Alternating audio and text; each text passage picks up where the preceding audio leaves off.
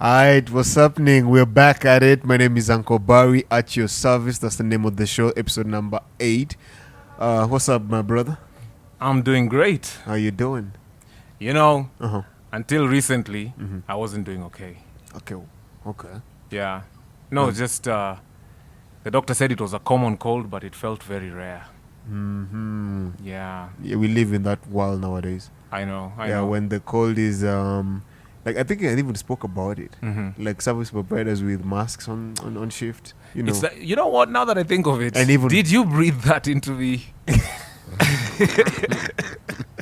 Okay, you're No, it's forgiven. okay. Thank you. Yeah. Anyway, I feel much better. Thank you for asking. And I look forward to Sundays, Uncle Barry. I Me really too, do. man. Me Yeah. too, yeah. Sundays are my days. Yeah. They truly are. It's your off day too. Yeah. What do you like about Sunday? I don't know. Football. It's the weekend. It's kind of reset. Mm-hmm. You know. It's church day. You go to church? Uh, Come on. this is coming off so wrongly, but we all know why. no, I mean, like, no. What do you mean you know why? I feel like I'm missing out on an inside joke here. I just want Humphrey laugh. No, Humphrey started laughing. I don't know why. And we all know. Okay. Man. Okay. All right, that was a Yeah, good. occasionally. Yeah. Occasionally. Yeah. Okay, I never do. Yeah. Yeah. I'm a strong believer though. Yeah, you see, that's the thing. Everyone's a believer. And then the thing is this, actually. What scares me is there's a verse in the Bible that clearly paints the picture. I think it's in Timothy. Yeah. It's a letter from Paul to Timothy, and it's the 2 Timothy, and he warns against a bunch of things. Uh-huh. And he also goes ahead and paints a picture of end times, which we can't hear the end of it right now. Everyone's saying, and I don't want to be a doomsday prophet, but just to your point, he says people will be lovers of themselves, money, fame, power. Okay. The most clear one is they will possess, what do you call it? This is not the moment you're supposed to escape me. You heard it, man. I'm going to paraphrase it. Okay. They possess the frame but not the power. No, okay. The fame, but not the power. I see. Yeah. They look the part, but you know, Exactly. Yeah. they really ain't it. Yeah. Yeah, I see. Man, memory fails me at the wrong time. But I think I brought it home. I think most of us present the fame of so many things. Yeah. And when push comes to shove, when really you need to show the power, you fall short. Yeah. Yeah. That's a nice talking point. Thank you for bringing that up. I was Yeah. just asking about your Sunday. Yeah. My Sundays are chill. Yeah, that's it. Nothing much. Yeah. Can't say the same of mine. Yeah. Oh, let's shout them out too. Oh, absolutely. Humphrey did this thing made me laugh. And shouts to Dr. Mzee too. Yeah. And shouts to you for choosing at your service. Always. Yeah. ATS on all platforms. Yeah. Yeah.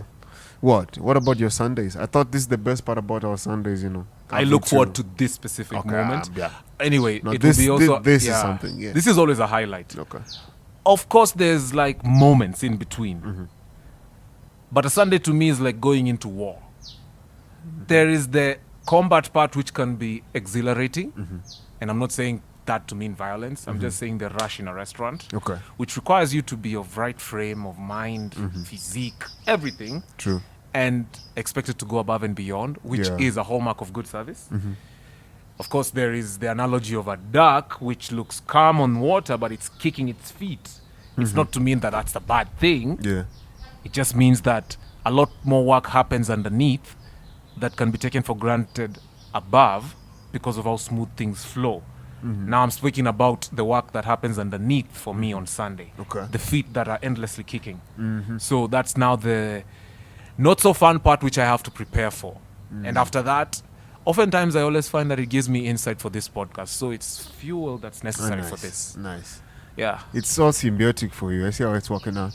absolutely. Yeah, which is nice because I like the part you bring in because, you know, just going off your last point about, you know, looking the part but not playing the part. Because I look at service from the perspective of performance, you know.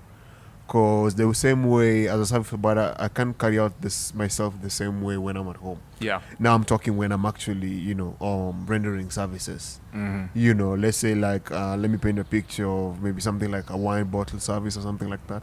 It's a whole performance. And if you Exactly. actually have connoisseurs, like now let's say the guests who appreciate the entire bottle service, they let you do your thing. It's a it's a marvelous thing to watch, and it's a wonderful experience, overall. So I look at us as performers most of the time. So Yeah. when you talk about prepping and all the things that have to happen behind the scenes, and you just prepping yourself, mind work, and looking at Sunday as a family day, Mhm. reset day, as I say, it's slow mostly. Mhm. But usually at the restaurants or like, this nice joints and spots, that's when it's busiest. It's the busiest. You It's look, peak. something like, what do you call it? Let's say like the weekend also comes with sports. Yeah. Sports exactly. is big, so Sports most of bars, I these can tell they're crazy. exactly. So Yeah. most of these local joints are packed. Yeah, they are. And speaking local sports and joints and everything, I want us to pick up from our last episode. Uh-huh. We spoke about, you brought up something about niche restaurants, and I've clearly seen the shift in Nairobi, There and it it's is. happening. So, what would this was your topic. I just want us to kick it from there. Yeah, I realized this when I was having a discussion with one of the industry players. Okay. I think they were trying to distill. I think what they were saying is, without mentioning names, a brand was ailing because it failed to connect thematically. And so that's what I think everyone is for niche. And niche is selling because it offers something very specific and curated for that moment. Okay. So that the people who want it get it. The people who are curious enough get the payoff of a new experience. Yeah. So with that said, I couldn't help but notice a common theme or a dominant theme in different restaurants. So, case in point, you'll have a Japanese restaurant. Okay. You'll have a Chinese restaurant. And you'll have a restaurant trying to be Italian and French. So, they might Slippery hack it. slope. Yeah. They might. It's kind of winging it. But I believe there's a term in the industry for that. Continental. Yeah. It's okay. Yeah, and it's worked for a So number many of spots. reasons. Yeah. Exactly. Literally So, yeah, buffets are just. It's continental, man. Yeah. You get the best serves from all over the world. Yeah. Yeah, depending on, of course, who the chef built it. But I also noticed it's something people want to do. Even bars, Yeah. they want to stick to a story and then build from there. Yeah. We say we're going to be a speakeasy bar. We're going to be open from this time to this time. Okay. And we're going to be specific about where we source our things and the story we tell our clients. True. True. And so that's part of the niche that people are trying Yeah. to get into. And those who've already gotten into, I think they've really exploited it quite well. Yeah. I don't know what you think about it. That it's actually moving. I like the shift, and it's moving nicely because if you overall it's like there's something for everyone. Exactly. I think that's a tagline for like a lot of easily something commercial. Yeah. But I feel like there's something for everyone because when you talk about a speakeasy bar and these people are actually very intentional. Like even something like limited seatings. It is. So even people want to do such exclusive things. Exactly. There's of course something that is going to fuel that. Maybe something to do with if you're a content creator, you want to show people their spots.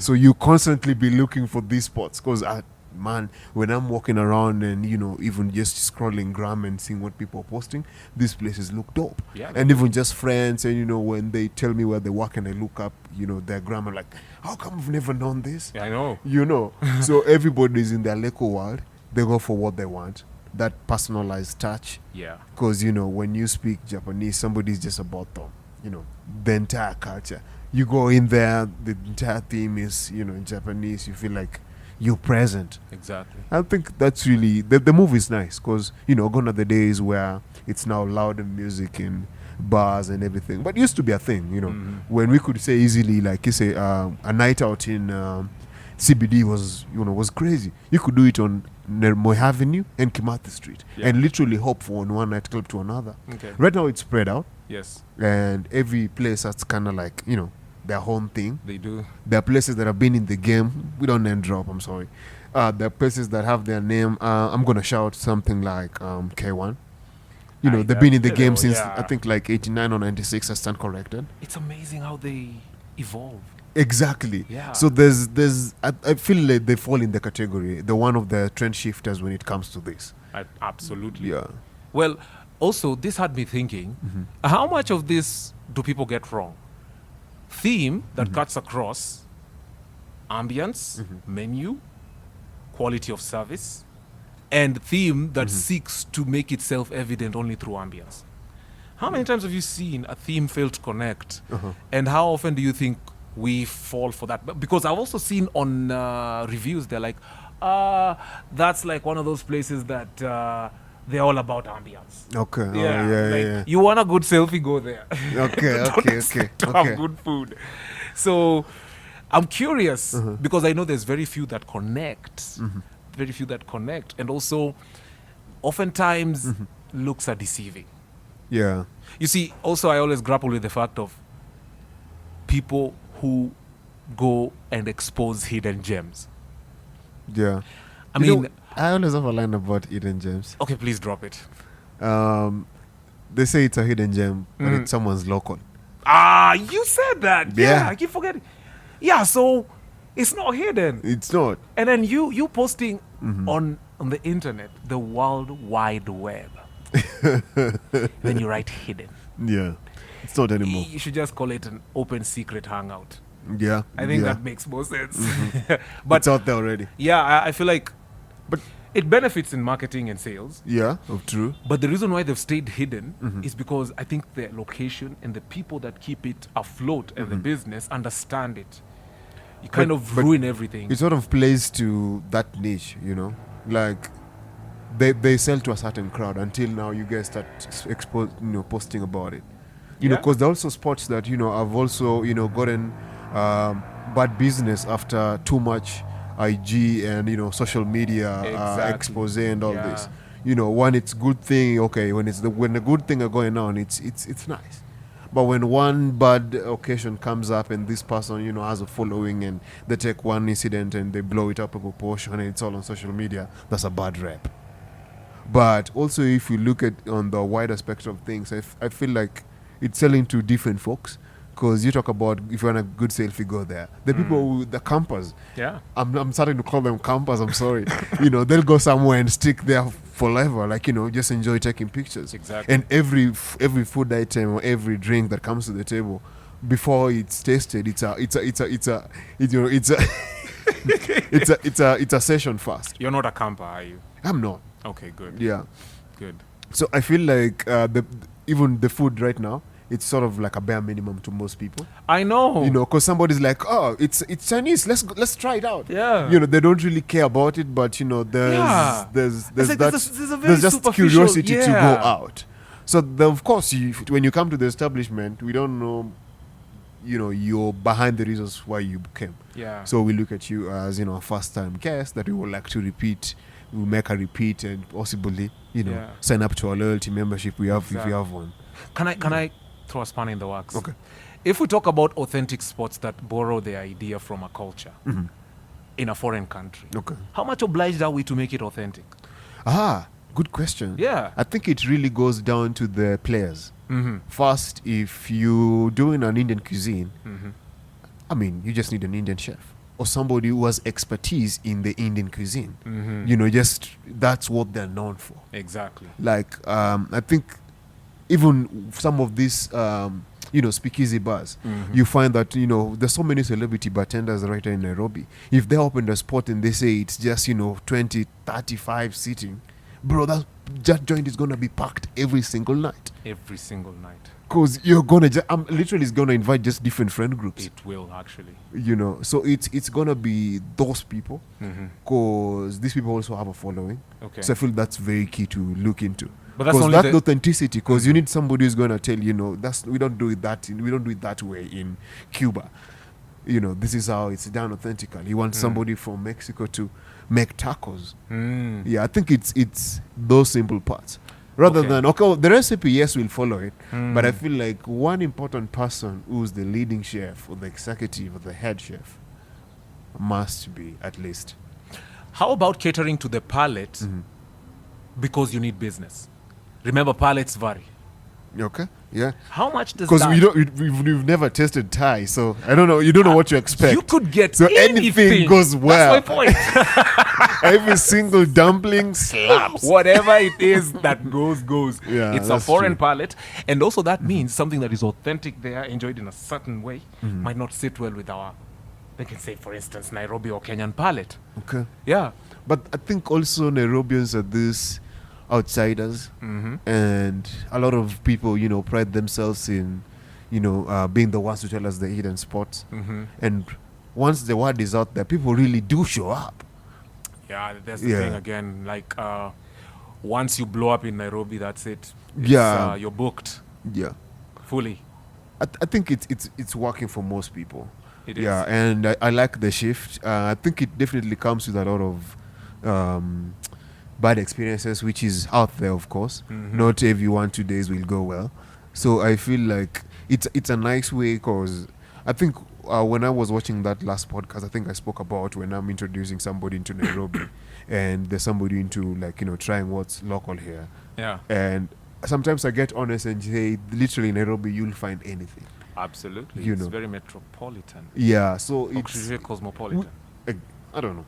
I'll look up the word later. You can do the work. Yeah, But I feel like it's something nice. it is. Yeah, because when you talk about sports and ambience and all that playing into part, bro, they're really dope spots out here. Yeah. Yeah. So back to the authenticity question, we've identified that at least the menu should be authentic to Yeah. what it's trying to do. Yeah. How much of that should bleed into service?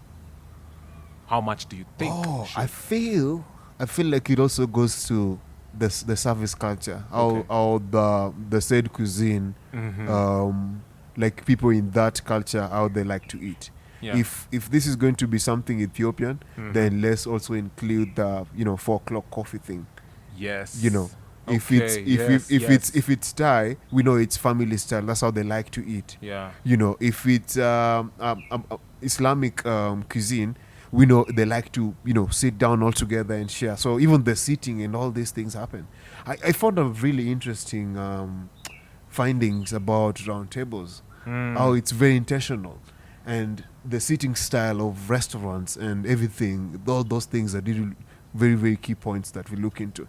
And of course, those are things we're working on. Yeah. Goes about the round table, how intimate it is, because easily like the cocktail sales stands behind you. Yeah. How if 2 people, 3 people are around, you walk into a spot, the music is playing, everything is nice, all that, drinks come. It's easy for you guys to have conversations going, and next thing is the next round. Before you know it, the 3rd round, and we still rock them. Yeah, rather than I don't know, long. There's something about round tables. Like, I'll do my homework. Yeah. I love roundtables because of one thing.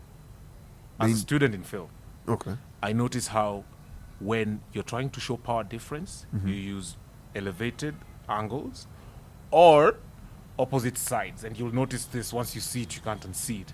If there's 2 antagonists, the director always puts them side by side. Okay. If it's someone who commands power in a room, you'll notice that they are the host in a long table. If it's someone who holds the peers close Okay. together at one level with same equality and respect, you'll notice it's a round table. Yeah.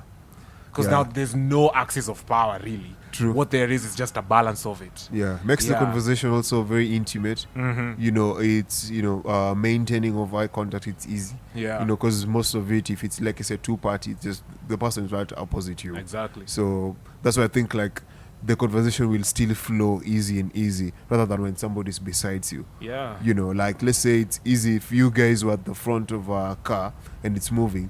It's easy for you. It's easy to shut at some point and just listen to the radio.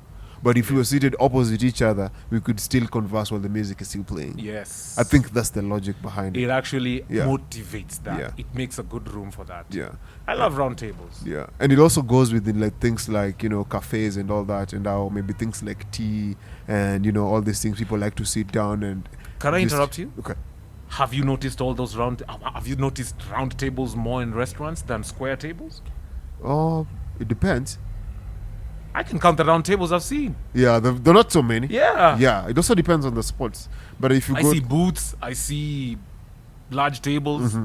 and I see bars. yeah, and also private dinings. That's a thing. Oh yeah. You and also Yeah, something private nice about them though. Some also come with like set menus. You know, Yes. going back to that niche thing. Yeah. Because somebody's looking to do something exclusive, but I still want to go to a spot. So wait a minute, that's actually a very interesting caveat. Uh-huh. Within a restaurant, you can even have a much more niche experience. Exactly, inside. Hmm. Just the 6 of you, bro. Yo, talk of flying a Hungarian chef and them, right? Uh-huh. Yeah. It's that person.